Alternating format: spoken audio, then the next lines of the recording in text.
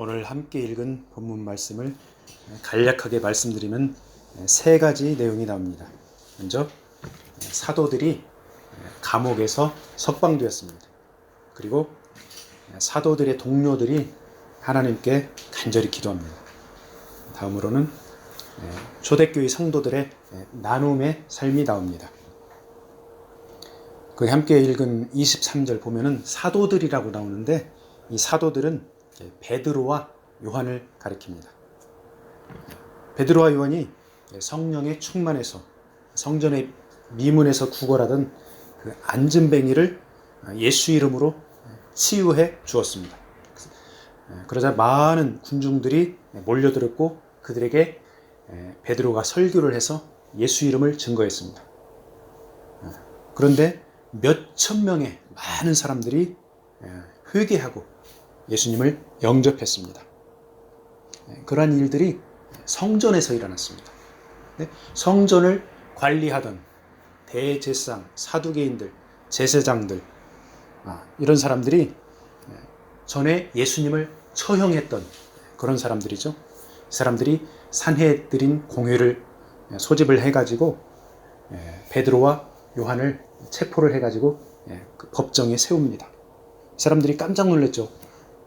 예수라는 인물을 많은 사람들이 따라서 처형을 시켰는데 이제 사라질 줄 알았는데 소멸될 줄 알았는데 제자들이 다시 나타나는 겁니다. 놀랬습니다.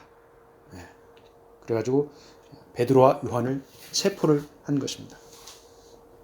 제자들이 함께 모여서 기도하고 성령 충만 받고 담대하게 예수가 부활했다.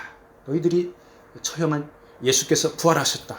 이렇게 공공연히 베드로와 요한 제자들이 선포를 하고 다녔습니다. 그리고 종교 권력자들에게도 너희들이 죽인 예수께서 부활해서 하나님의 우편에서 영광스럽게 계신다. 이렇게 담대하게 외칩니다. 사도들이 또한 군중들에게 회개하고 예수님을 믿으라.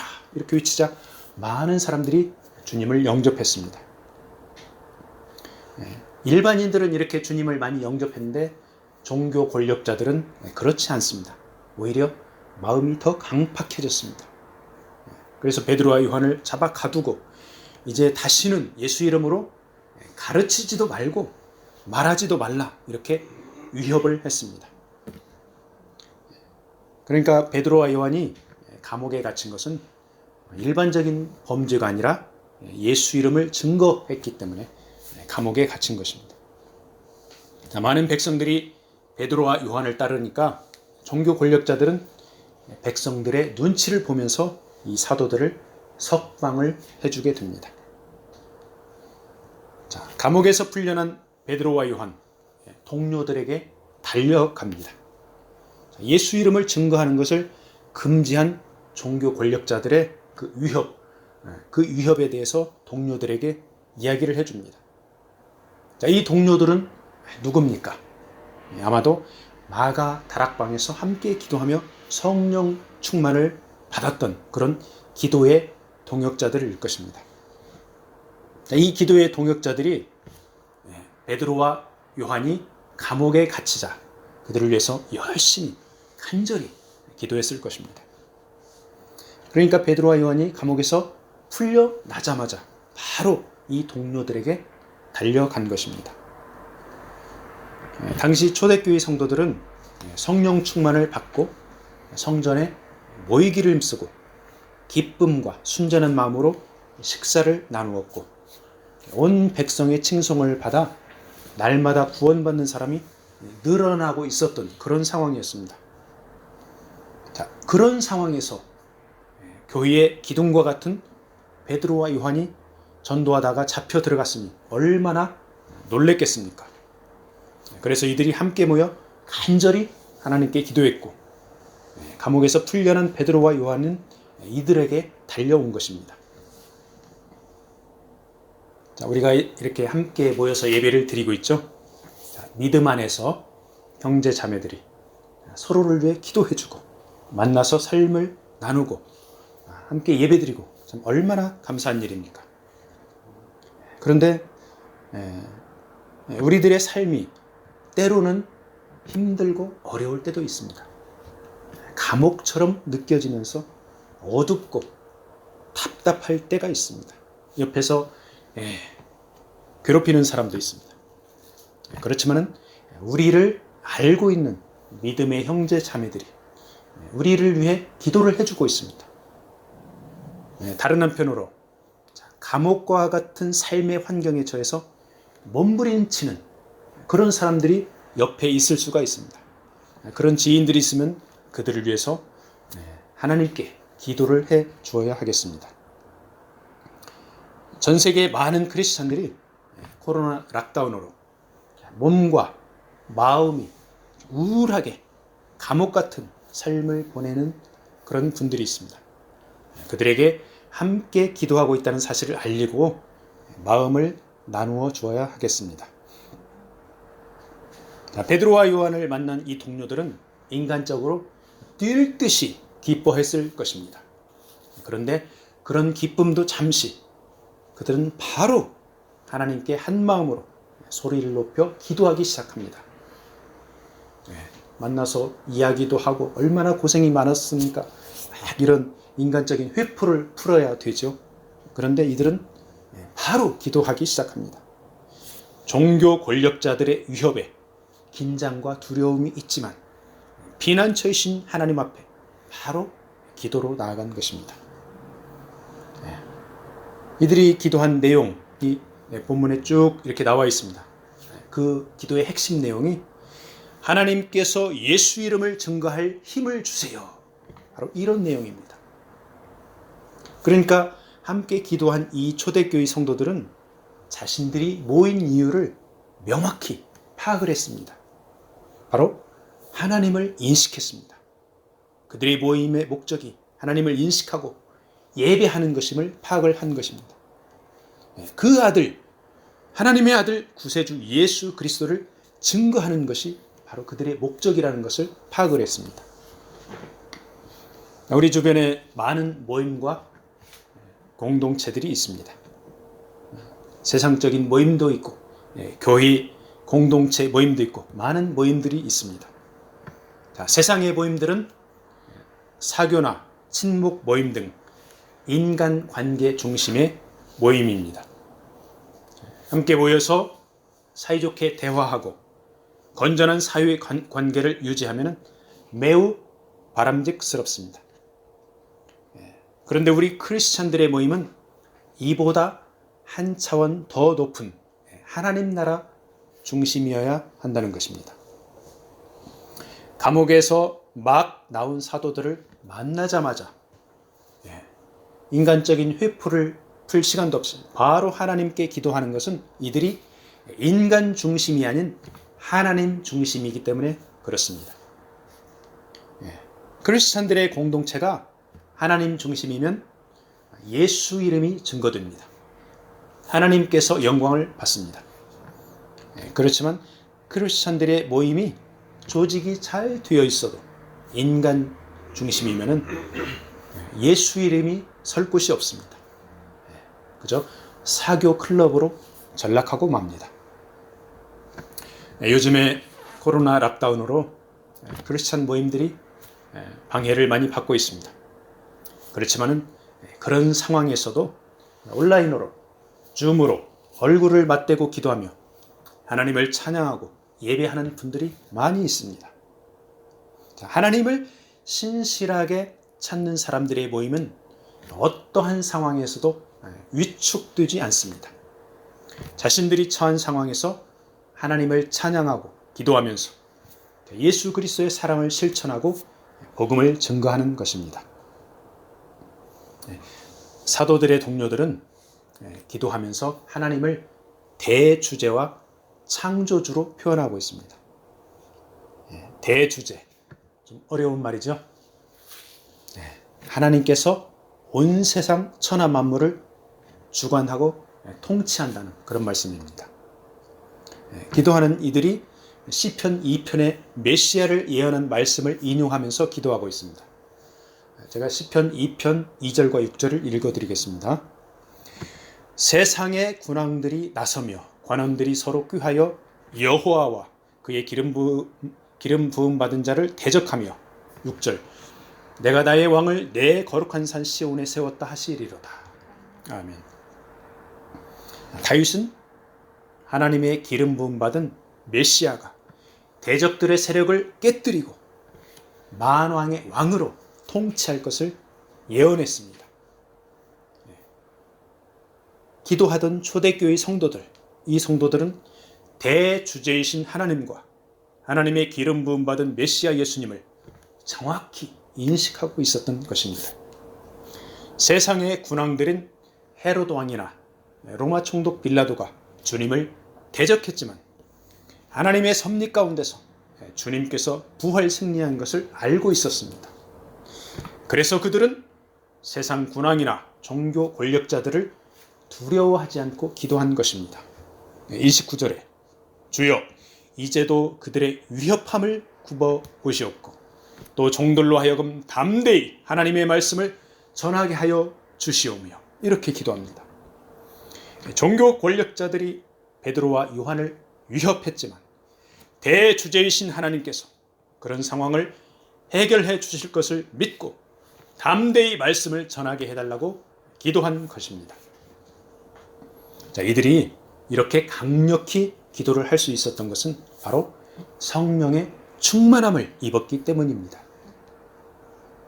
그들은 한때 주님께서 십자가에 처형당하는 장면을 멀찌감치 떨어져서 속절없이 구경만 해야 했던 그들이었습니다.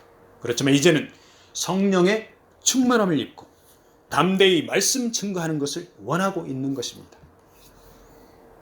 그들은 또한 주님께서 공생의 사역 기간 동안 병자를 치료하고 표적과 기사를 베푼 것을 기억하고 이제는 예수 이름으로 그러한 일들이 다시 일어나기를 기도하고 있습니다. 30절에 손을 내밀어 병을 낫게 하셨고 표적과 기사가 거룩한 종 예수의 이름으로 이루어지게 하옵소서 이렇게 기도하고 있습니다.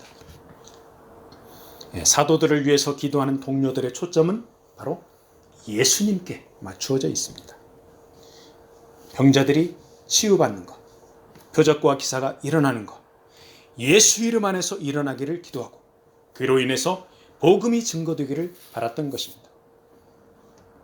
사실 예수 믿는 사람들이 시선을 예수님을 향해야 한다는 것 너무나도 당연한 이야기입니다. 그런데 예수 믿는 사람들이면서도 삶 가운데 어려움과 고난이 닥쳐오면 예수님을 바라보기보다는 주변 환경이 자꾸 눈에 들어옵니다. 너무 힘들고 어려우니까. 고난과 역경 가운데서도 예수 그리스도를 바라보면 하나님께서 우리의 인생을 책임져 주실 줄로 믿습니다. 그렇지만은 어려운 환경에서 주님보다 주변 환경을 더 바라보면 그 인생은 자기 자신이 책임질 수밖에 없습니다. 사도들을 위해서 기도한 이 동료들은 예수님께 초점을 맞추고 예수 이름을 증거하는 것을 간절히 원했습니다. 그들이 이렇게 간절히 기도하다가 이제 기도를 마쳤습니다. 그러자 모인 곳이 흔들렸습니다. 진동했습니다. 함께 기도한 무리가 다 성령의 충만함을 입어 담대히 하나님의 말씀을 전했습니다. 자, 그들의 기도가 즉각적으로 응답된 것입니다. 그리고 스데반, 바울, 바나바 등 사도들을 통해서도 그들의 기도가 응답되어서 병자가 치유되는 역사가 일어났습니다. 표적과 기사가 일어나면서 예수 그리스도의 이름이 증거되었습니다. 우리가 본문 사도행전 4장을 지금 나누고 있는데요. 사도행전 2장에도 기도하는 무리들에게 불길 같은 성령이 임하는 그런 기록이 나옵니다. 그리고 그들이 각기 다른 언어로 방언을 말했습니다. 자, 불길 같은 성령 충만 이후 베드로가 설교를 했는데 그 설교의 핵심 내용이 바로 예수 그리스도였습니다. 본문 4장의 성령 충만에서는 모인 곳이 진동하고 하나님의 말씀이 담대히 선포되었습니다. 하나님의 말씀은 곧 복음을 말하고 복음의 핵심은 예수 그리스도입니다. 즉 성령 충만이 있는 곳에서는 항상 예수 이름이 증거되고 예수 영광이 나타납니다. 여러분들 그 은사 사역한다는 이야기들 많이 들어봤죠? 자, 은사 사역하는 곳에서 여러 가지 현상이 일어납니다. 그 현상 중에 사역자가 손을 이렇게 하면은 앞에 있는 사람이 쓰러졌다. 그런 이야기들 많이 들어봤죠? 이런 현상을 두고 성령께서 역사하는지 그렇지 않은지 논란이 있습니다. 그런데 사실은 쓰러지는 현상보다도 그 집회에서 예수 이름이 제대로 증거되었는지를 더 검증해 봐야 합니다. 예수 그리스도의 복음보다 사역자의 명성이 더 드러나거나 물질적인 다른 요소들이 더 중요시되면 그런 집회는 매우 위험합니다. 자, 쓰러지는 현상이 나타나더라도 거기에 예수 이름이 증거되고 예수 영광이 나타나면 그런 집회는 성령께서 역사하시는 건전한 집회라고 볼 수가 있습니다. 성령의 기본 사역이 예수 이름을 드러내고 예수 영광을 나타내는 것입니다. 요한복음 16장 14절에 보면은 성령께서 예수님의 영광을 나타낸다고 그렇게 말씀하고 있습니다. 많은 크리스찬 젊은이들이 콘서트장에 모여서 노래하고 율동하고 열광적인 시간을 갖기도 합니다. 여러분들 거기에 대해서 어떻게 생각합니까? 그런데 이런 집회에 하나님의 말씀, 예수 그리스도의 메시지가 증거되고 예수 영광이 드러나면 이런 집회는 더 열려야 합니다. 그렇지만 하나님의 말씀은 없고 오직 인간들만의 열광적인 시간과 무대의 선자들의 인기만이 추구된다면 이런 모임은 세상 모임이나 다를 것이 없습니다. 구약 성경에 보면은 엄청나게 기뻐 뛰며 춤을 춘 인물이 나옵니다. 바로 다윗이죠. 다윗은 하나님의 언약궤 앞에서 너무 기뻐서 옷이 내려가서 벗어질 정도로 이렇게 춤을 추었습니다. 그러자 다윗의 아내 미갈이 그런 다윗을 수치스럽다고 빈정댔습니다. 그러나 다윗은 자신이 여호와 하나님 앞에서 뛰는 것이라고 대답을 합니다. 하나님의 언약궤는 구약시대 하나님의 임재의 장소였습니다. 요즘으로 하면은 하나님의 말씀을 가리킨다고 볼 수 있습니다. 그래서 크리스찬들의 진정한 기쁨의 근원에는 하나님의 말씀이 있습니다. 하나님께서는 말씀을 통해 자녀들에게 참된 기쁨을 주십니다. 하나님의 말씀의 저자는 성령이십니다. 성령께서 성경 기록자들에게 영감을 불어넣어 하나님의 말씀이 기록된 것입니다. 젊은이들이 콘서트장에서 모여서 마구 몸을 흔들어 대어도 거기에 하나님의 말씀이 함께하면 치유와 회복의 역사도 함께 할 것으로 믿습니다. 사람들이 즐겁고 기쁘게 살아가는 것이 매우 중요합니다. 그런데 우리 크리스찬들은 레벨을 한 단계 더 높여서 말씀 안에서 예수 안에서 기쁨을 누리는 것이 진정한 기쁨이요 행복인 것입니다. 이러한 기쁨은 삶 가운데서 예수 이름을 증거하고 예수 영광을 나타내는 것이고 이것이 바로 성령 충만한 삶인 것입니다. 사도들을 위해서 기도한 무리가 담대히 하나님의 말씀을 전했습니다. 담대히, 이 신약성경의 원어가 헬라어인데 헬라어 원어 파레시아가 담대히라는 뜻입니다. 이 파레시아의 그 의미를 좀 더 자세히 살펴보면은 두려움 없는 확신으로 자유롭게 말하는 그런 의미가 포함되어 있습니다. 자, 우리가 물컵에 맑은 물을 계속 부으면 그 물이 넘칩니다. 마찬가지로 성령 충만하면 그 언어 가운데서 자연스럽게 예수 이름을 증거한다는 것입니다. 초대교회 성도들이 성령 충만함을 받고 말씀을 담대히 증거를 한 외에도 또 다른 현상이 나타났는데 그 현상은 바로 그들의 삶이 완전히 변했습니다. 믿는 무리가 마음과 뜻이 하나가 되어서 모든 물건을 서로 통용한 것입니다. 32절에 믿는 무리가 한 마음과 한 뜻이 되어 모든 물건을 서로 통용하고 자기 재물을 조금이라도 자기 것이라 하는 이가 하나도 없더라. 초대교회 성도들이 자발적으로 소유를 공유하고 공용하면서 네 것 내 것 따지지 않은 것입니다. 하나님께서 주신 소유물을 믿음의 형제 자매들과 함께 쓴다는 공동체 의식을 가지고 자발적으로 참여한 것입니다. 성경의 이러한 원리를 공산주의자들이 이용한 부분이 있습니다. 자, 초대교회 성도들, 공산주의자들 가장 큰 차이점이 무엇입니까? 초대교회 성도들은 자발적으로 나누었습니다. 공산주의자들은 강제적으로 빼앗아 분배를 합니다.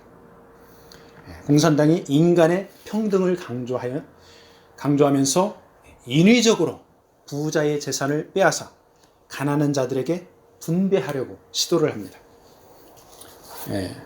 공산주의 창시자 칼 마르크스, 그 사람은 능력 있는 사람들로부터 빼앗아서 필요로 하는 사람들에게 나누어 준다, 이렇게 이론을 내세웁니다.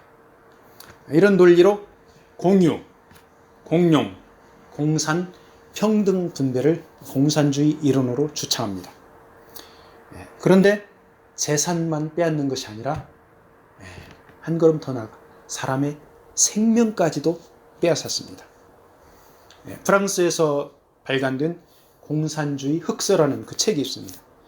그 책에 보면은 20세기 공산주의 정권 하에서 학살된 통계가 자그마치 1억 명입니다. 1억 명.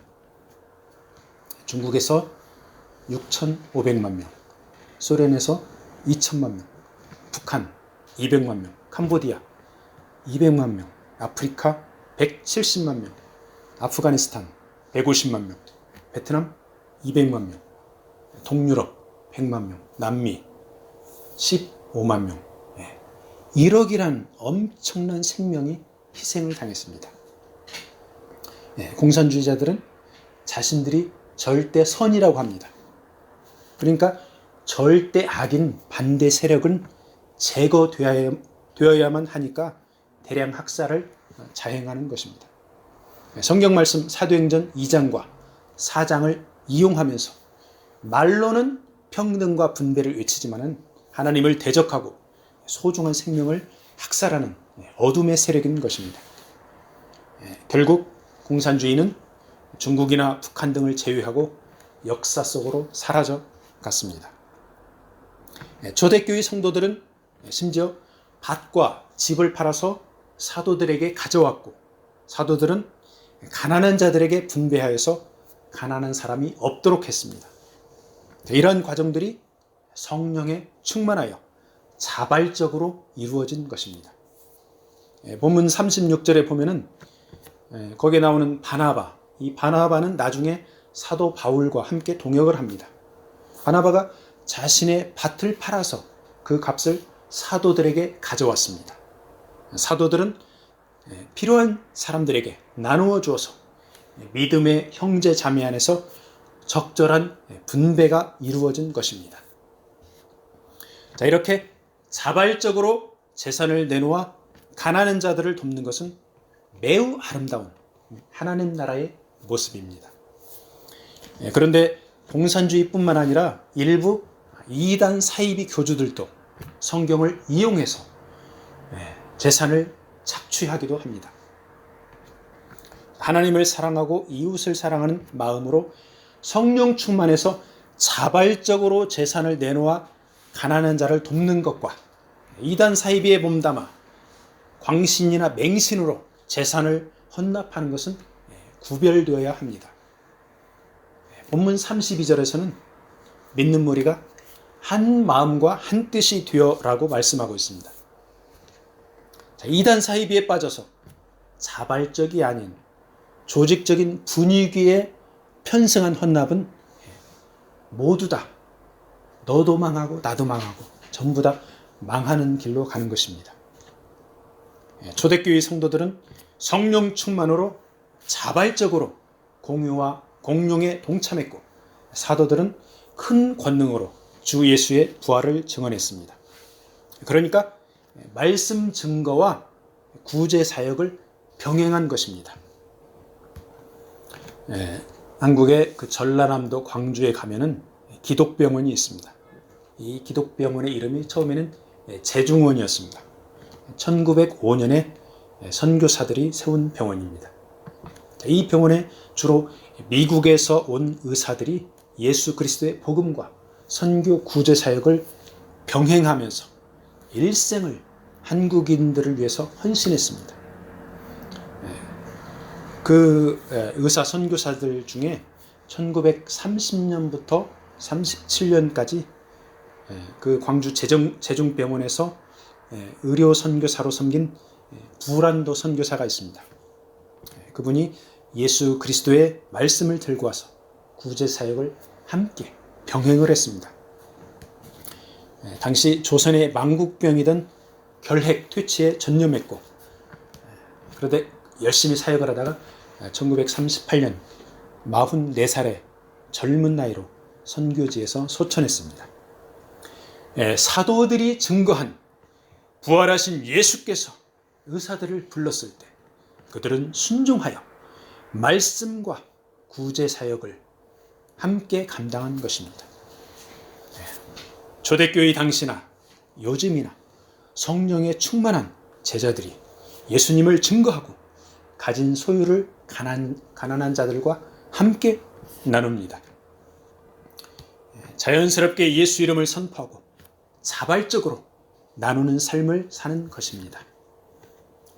아멘. 말씀을 마무리하겠습니다. 초대교회의 성령 충만한 제자들의 삶이 오늘 본문에 크게 두 가지로 나타나 있습니다.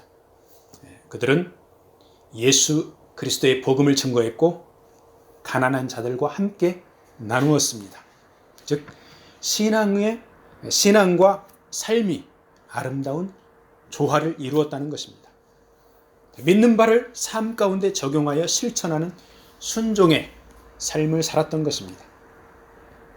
신앙과 삶이 조화가 깨어질 때 다양한 형태로 부작용이 나타납니다. 어떤 사람은 위선자로, 일구이연으로, 어떤 사람은 광신자로, 어떤 사람은 맹신도로 나타납니다. 신앙과 삶이 조화를 이루는 사람은 그 안에 예수 그리스도의 사랑이 있습니다. 가난한 사람을 만나면 도와주고 싶은 마음이 들고, 병든 자를 만나면 위로해주고 싶은 마음이 들고, 복음을 모르는 사람에게 예수님을 소개하고 싶은 그런 생각이 듭니다. 초대교회 사도들과 성도들이 증거한 예수께서 오늘날도 성령을 통해 우리를 인도해 주십니다. 이번 한 주간도 성령의 충만함을 입어 예수 이름을 증거하고 가난한 자들에게 사랑을 나누어 주기를 축복합니다. 아멘.